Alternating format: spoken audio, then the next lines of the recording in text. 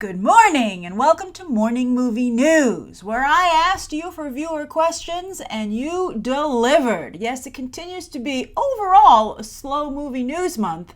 A whole bunch of DC headlines were thrown up last night, but those have to get their own videos because there's really so much to discuss there. So I'm happy to deliver an entire viewer question episode today for Morning Movie News. So the first one is from Kenny Velasquez. And Kenny Velasquez says, "Hey there, Grace. I have a pretty quick question, but it's one I've had on my mind for quite some time." Ooh, do tell, Kenny. So Kenny says, "How long do you predict that both the MCU and the DCEU can go on for? Do you think they could keep it up for years and years and years? Or do you see an end in sight in the not too distant future? I'm especially curious about this in regard to the MCU, seeing it as the more successful of the two, and strange origin story headlines are certainly not helping." I think Kenny is referring to the Joker origin headline. "Thank you so much. Love and watch your videos every day. I learned so much about the film industry from you, and as someone who aspires to work in the business, you've been such a huge help and a driving force." Aw, keep up the amazing work. Thank you, Kenny. Great question. I don't know about the DCEU. I mean, I don't even think the DCEU is firmly established, much less can we talk about how long it will last. But I wanted to, you said you're the most interested in the MCU, and that's really the part of this question that I wanted to focus on. Because, I think everybody's been wondering that, because it's been going on for so long now, right? Since 2008, almost a decade, and it just seems to be so incredibly full of wind. And you do wonder, how long can this last? Even Steven Spielberg was like, can't last forever. And so far, Kevin Feige is proving him wrong. I thought that it would probably sputter out after Avengers Infinity War because I didn't see where it could possibly go. But Kevin Feige is a genius.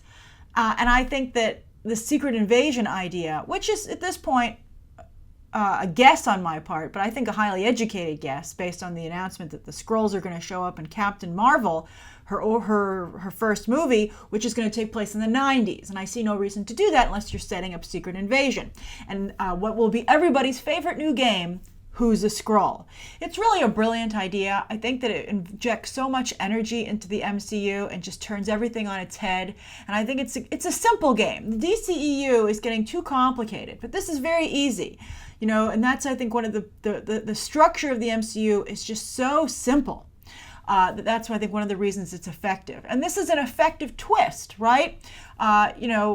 It's like, basically it's Marvel's invasion of the body snatchers. And everybody can get into that, even if they aren't a comic book fan. It's just part of like the pop culture lingo. For everybody. So it's very, very smart. And I think it's going to really give a second wind, or maybe it's technically phase 4. So a fourth wind to the MCU. And if they can establish some great villains in the Skrulls, if they can not just be body snatchers, but if we can have some interesting characters in there as well, I think Marvel is very close to fixing their villain problem as well with the upcoming Hela. And I think even Michael Keaton's Vulture I liked quite a bit. But it's a very interesting situation. And so I think that if the Secret Invasion is the next step for the MCU, I think it's going to just really give them a whole new lease on their audience. And it's very exciting. So that's my thoughts. And I'd be curious to hear your thoughts down below on how long you think the MCU and the DCEU can last. And if you think Secret Invasion will indeed be a game changer. Well, it's not a game changer because the MCU is continuing to win. But do you think it will re-energize that franchise? All right, so that's the first question. Great question, Kenny. Second is from Spencer Kohler. And Spencer says, "All right, Grace, viewer question. Basically, challenge accepted. If someone, me, wanted to get into concept design for movies such as Justice League and Thor Ragnarok, what would they need to do? I'm talking costume design, set design, that type of work. What would be the best way to be an intern? Love the channel and watch every day, and thanks for responding." My pleasure, Spencer. Again, just like yesterday, I love it when you guys are creative about how you want to contribute to the movie business, because there are so many rewarding jobs in the movie business, and it really is a team effort. As you can see, I recently tweeted out a Game of Thrones behind-the-scenes video for the Spoils of War episode 4, and you can see that it's a team effort, and everybody's contributing, and everyone's contributions are valued. So you should really think, You should be creative in thinking, and that's not to mean you can't someday be a director, no matter what path you start out on. Because, for instance, Robert Stromberg, production designer, went on to direct Maleficent. I don't know why he never worked again, because Maleficent made a lot of money. But still, you never know. There are forged paths that that have already been walked that maybe are a little bit easier to follow, but the movie business is an interesting place, and you can usually forge your own path if you're really dedicated. So anyway, Spencer, if you want to do this, now there are some people, for instance, who will do concept art. A lot of times that's people who work in the comic book business. You'll see them tweeting about it, like they'll share their designs. Russell Dauterman, who was my artist on Superbia and now is the artist on Thor, he started out doing that kind of work. And at Comic-Con one year, I interviewed somebody who had done the costume illustrations for Man of Steel. And so, he gave me some very interesting information. But that's something where you're drawing what the costume designer and the director and the production designer are asking so they can have it visualized. If you want to be the person who visualizes these things, my advice to you is to get in touch with the Art Directors Guild, because they represent all these different verticals in the design category. Guilds are very important. They give out, you usually only hear about them when they give out their awards, and I don't think the Art Directors Guild awards are particularly prominent, which is probably why you rarely hear about them. But every year we hear about the DGA, the PGA, the SAG.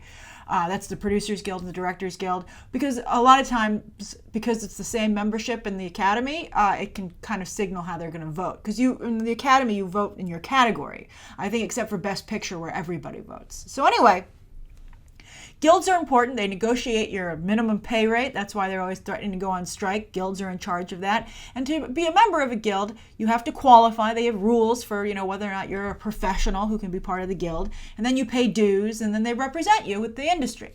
So sometimes, you might be like, why do I have to pay you money? And I think clearly these guilds prove that they're worth the membership. But the thing is that even though if you're not a member of the guild, doesn't mean that they wouldn't like to maybe have you be a future member. So call up the Art Directors Guild. You can Google them. Their website's extremely easy to find. Just say, hey, I'm interested in this kind of work. What do you recommend for study and for internships? And do you have maybe they might have an internship program they can help you with. Now, the different categories are, there's set design and, all different types of things at different levels. You could also, by the way, apply to like Lucasfilm. You could apply to like a movie factory that needs to do this work. Like Lucasfilm has a whole slew of people working for it that, need to help. It's an army to make the Star Wars movies. So that's like maybe an easier way to go about it. You could go find a big place that just needs, that's more of like a company than, maybe going the more singular route. And then maybe also if you're a costume designer, or even a production designer, just like actors and writers, you could form a relationship with a director and they will always use you. For instance, Tim Burton pretty much always uses the same people. So anyway, the main categories, though, on a film set that really help make decisions alongside the director are the production designer, which is what Robert Stromberg was, and then the costume designer. Those are the two. So, and also I would do your research. Look up who's won Oscars and awards and for these different positions, and then go and see what their life journey has been, see where they started, see the first jobs that they had. And also, it's hard to get in touch with some of the maybe more public jobs in movies, but when you're dealing with production designers and costume designers, methinks they don't get a lot of fan mail. So you could tweet them, I'm sure, or write them or email them through maybe if they have a website and be like, hey, and always be very polite. Sometimes when people approach people, they're like, I want to replace you. And of course the person's like, because, these are jobs where you have to continually be generating your own work a lot of the time. So that's scary.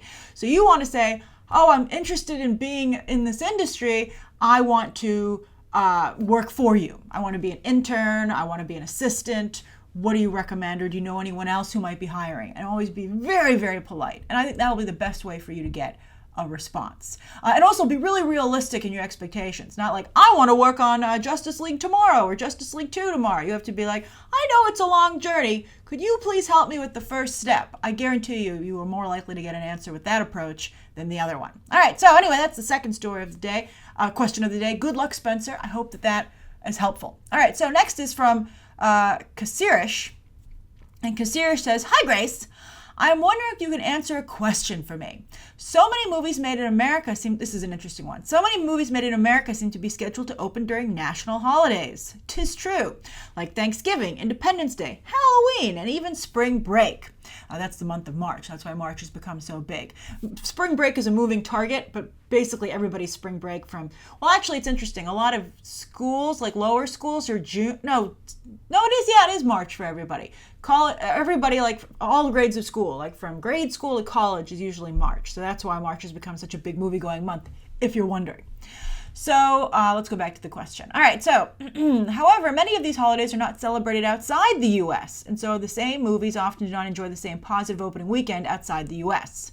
With the world market becoming more and more important, do you see a time that U.S. studios will aim movies less at purely U.S. holidays in order to capture a larger world market and box office opening? Perhaps not a great question, but it is a great question. But I hope I'll have the luck of the Irish. That was so charming of you, Karish. And you will give the gift of gab and look kindly on me. Love your videos and have watched them for many years. Love and Leprechauns from Keith. Keith, okay, in Dublin, Ireland. Adorable. Hello. Top of the morning to you. All right, so great question. Here's the thing.